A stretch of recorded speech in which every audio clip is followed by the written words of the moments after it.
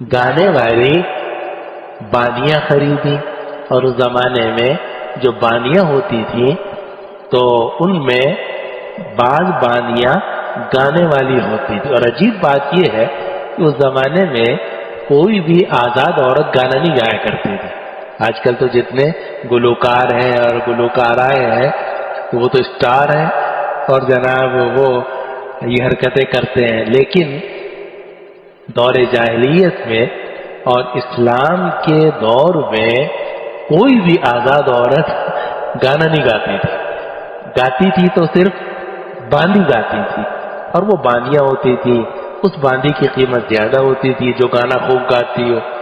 چنانچہ نضر بن الحارث نے کچھ باندیاں خریدی، ان کو اپنے گھر میں رکھا، اور گھر میں اس نے انتظام کیا کہ گانے بجانے کی مجلس قائم کی جائے، مجلس موسیقی آج کل کی اصطلاح میں. اور وہاں کھانے کا بھی انتظام ہوتا تھا اور پینے پلانے کا یعنی شراب کا اور اس کا بھی انتظام ہوتا تھا. تو اس نے اس باندی سے کہا اطعمی واسقی وغنی، کہ جو بھی تمہارے پاس آئے اس کو کھلایا کرو، اس کو پلایا کرو اور اس کو گانے سنایا کرو. اور خود یہ باہر نکل کر اگر کوئی آدمی حضور صلی اللہ علیہ وسلم کی طرف جا رہا ہو یا آپ کی مجلس سے واپس آ رہا ہو تو اس کو کہتا تھا کہ بھئی تم کہاں گئے اور کہاں جا رہے ہو، تم آؤ ہماری مجلس میں چلو، وہاں کھانا بھی ملے گا اور پینا پلانا بھی ہوگا، تمہیں گانا بھی سنائیں گے. چنانچہ اس نے باندیاں رکھی ہوئی تھی تو اس نے کوشش کی کہ قرآن مجید کے مقابلے میں یہ گانوں کی مجلس منعقد کی جائے. اور اسی سے معلوم ہوا کہ قرآن مجید اللہ کا کلام ہے اور یہ گانے بجانے جو ہیں یہ بالکل قرآن مجید کی ضد ہے. اور اسی لیے نبی کریم صلی اللہ علیہ وسلم کا ارشاد ہے کہ بعثت بمحق المعاجب او کما قال صلی اللہ علیہ وسلم او کما روی عن رسول اللہ صلی اللہ علیہ وسلم، کہ مجھے بھیجا گیا ہے آلات موسیقی کو مٹانے کے لیے. تو یہ جو موسیقی ہے اور گانا بجانا ہے یہ قرآن کی ضد ہے. قرآن اللہ کا کلام ہے، اس میں ہدایت ہے، اس میں تاثیر ہے، اور ایسی خوبصورت اس میں نغمگی ہے کہ اگر آدمی قرآن مجید اچھا پڑھنے والا ہو تو سننے والے مست ہوتے رہتے ہیں.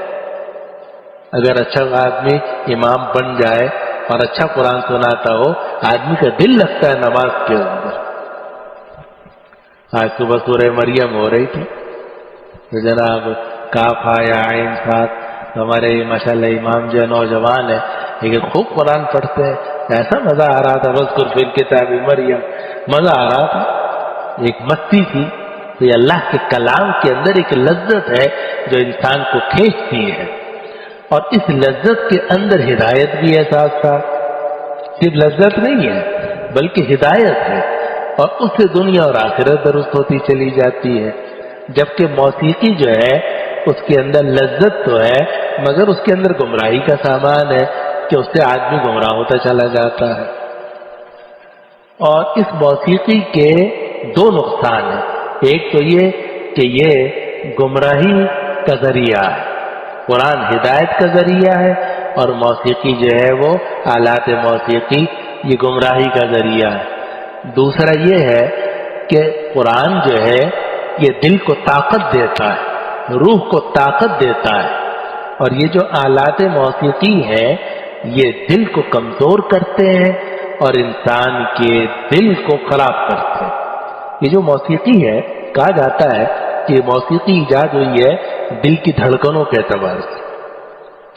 چنانچہ بعض موسیقی جو ہے وہ ایسی ہوتی ہے کہ اگر آپ سنیں تو دل کی دھڑکن آپ کی تیز ہوتی چلی جائے گی. تیز موسیقی ہوتی ہے وہ دل کی دھڑکن کو تیز کر دیتی ہے. بعض موسیقی ایسی ہوتی ہے جو دل کی دھڑکن کو ہلکا کر دیتی ہے. یہ تاثیر ہے.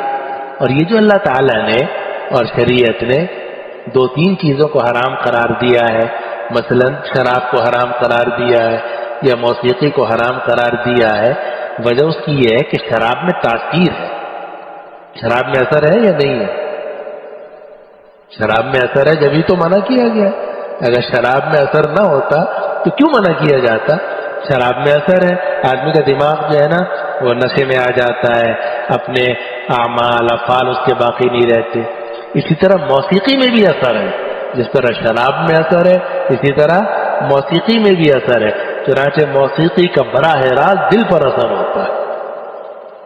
موسیقی کا براہ راست دل پر اثر ہوتا ہے. بعض موسیقی سے دل کی دھڑکن تیز ہوتی چلی جاتی ہے، بعض موسیقی سے دل کی دھڑکن کم ہوتی چلی جاتی ہے، اور یہ آدمی کے دل کو، آدمی کے روح کو اور آدمی کی دل کی صحت کو سخت نقصان پہنچاتی ہے.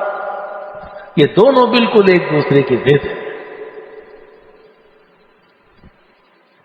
البتہ ایک بات میں یہ عرض کر دوں کہ یہ جو ہم موسیقی کی بات کر رہے ہیں کہ ایک طرف قرآن ہے دوسری طرف موسیقی ہے، تو موسیقی سے مراد ہے آلات موسیقی. موسیقی سے مراد ہے آلات موسیقی.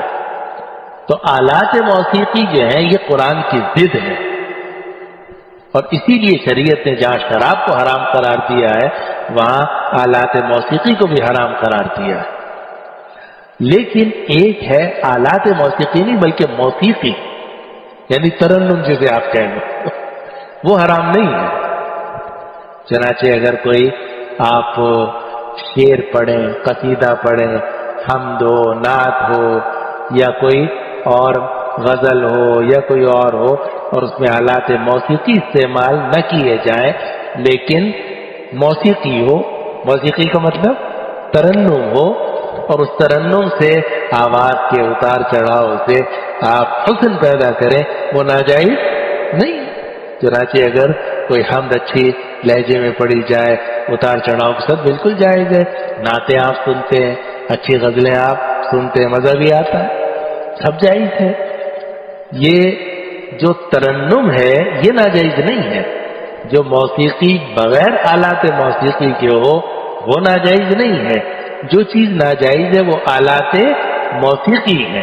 آلات موسیقی سے جو موسیقی پیدا کی جاتی ہے وہ ناجائز بھی ہے، اور نبی کریم صلی اللہ علیہ وسلم کو مبعوث کیا گیا اس کو مٹانے کے لیے.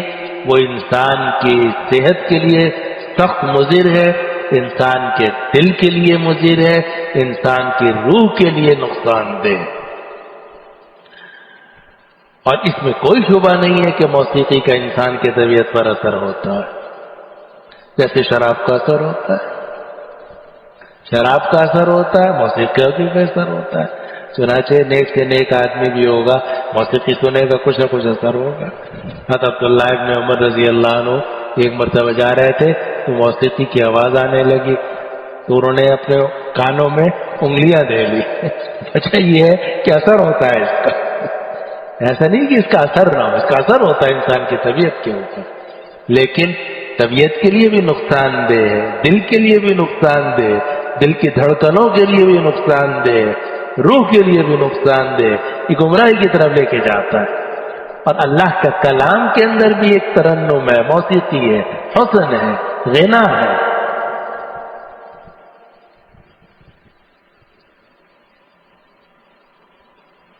اللہ کے کلام میں بڑا حسن ہے، لذت ہے اس کے اندر. ایک حدیث میں آتا ہے ما اذن اللہ لشیء ما اذن لنبی یتغنى بالقرآن. اللہ تعالیٰ کسی چیز کو اتنا کان لگا کر نہیں سنتا جتنا اس نبی کے کلام کو سنتا ہے جو قرآن تغنی کے ساتھ پڑھ رہا ہو، غنا کے ساتھ پڑھ رہا ہو، یعنی اچھے لہجے میں پڑھ رہا ہو. اور اسی لیے احادیث میں آتا ہے قرآن مجید کے ساتھ تغنی کرو، یعنی قرآن مجید کو اچھے لہجے میں پڑھو. اس لیے امام جو ہے وہ ایسا ہونا چاہیے جو قرآن اچھے لہجے میں پڑھتا ہو. ایسا نہ ہو جیسے آج کل مسجدوں میں جگہ جگہ جناب گاؤں میں دیہاتوں میں آدمی جاتا ہے نماز پڑھتا ہے، سمجھ میں نہیں آتا کہ نماز توڑ کے بھاگ جائے یا یہیں کھڑا رہے. قرآن غلط، لہجہ خراب. اذان بھی دیتے ہیں تو اتنے کرخ طریقے سے کہ جناب بجائے دل کھینچنے کے اور دل خراب ہونے لگتا ہے. ارے بھائی اذان دینی ہے اچھے لہجے میں دو، قرآن پڑھنا اچھے لہجے میں پڑھ، ہر چیز اچھی ہونی چاہیے، ابھی تو بات گزری ہے، اذان بھی اچھی ہونی چاہیے، تلاوت بھی اچھی ہونی چاہیے، حسن ہونا چاہیے، نغمگی اس کے اندر ہونی چاہیے، تغنی ہونی چاہیے، لہجہ اچھا ہونا چاہیے۔ یہ اچھا لہجہ ہونا، قرآن مجید کا تغنی، یہ تو مطلوب ہے۔ قرآن مجید میں بھی تغنی ہے، موسیقی میں بھی تغنی ہے، لیکن دونوں بالکل ایک دوسرے کی ضد ہے۔ قرآن مجید کی جو تغنی ہے وہ آدمی کے صحت کے لیے بھی مفید ہے، جسمانی صحت کے لیے بھی مفید ہے، دل کے لیے بھی مفید ہے اور ہدایت پیدا کرنے والی ہے۔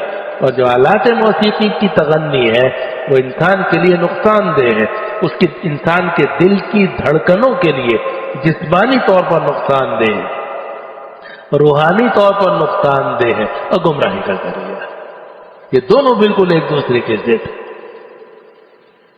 اسی لیے اگر آپ نے مست ہونا ہے تو قرآن مجید پڑھو اور اس سے مستی حاصل کرو، آپ کو لذت بھی آئے گی، نغمگی بھی آئے گی، ہدایت کا راستہ بھی کھلے گا۔ تو یہ جو کافر تھے یہ قرآن مجید سے روکنے کے لیے آلات موسیقی اور موسیقی کی محفلیں سجایا کرتے تھے تاکہ کسی طریقے سے قرآن مجید کو روکا جا سکے۔ تو نضر ابن الحارث نے اپنے گھر میں مجلس قائم کی ہوئی تھی، کبھی تو اس میں پرانے قصے پڑھے جاتے تھے جو وہ خرید کر لایا تھا روم سے اور فارس سے، تاکہ قرآن سے لوگوں کو روک سکے، اور بانیاں رکھی ہوئی تھی کہ جو گانا گاتی تھی، شراب کے دور چلتا تھا تاکہ لوگ نبی کریم صلی اللہ علیہ وسلم کی مجلس میں نہ جائیں بلکہ اس باندی کی مجلس میں آ کر قرآن میں اس مجلس کے آ کر گانے سنے۔ نعوذ باللہ من ذالک۔ تو اللہ سبحانہ و تعالی نے یہ آیت نمبر 6 میں سورہ لقمان کی آیت نمبر 6 جس کی اندر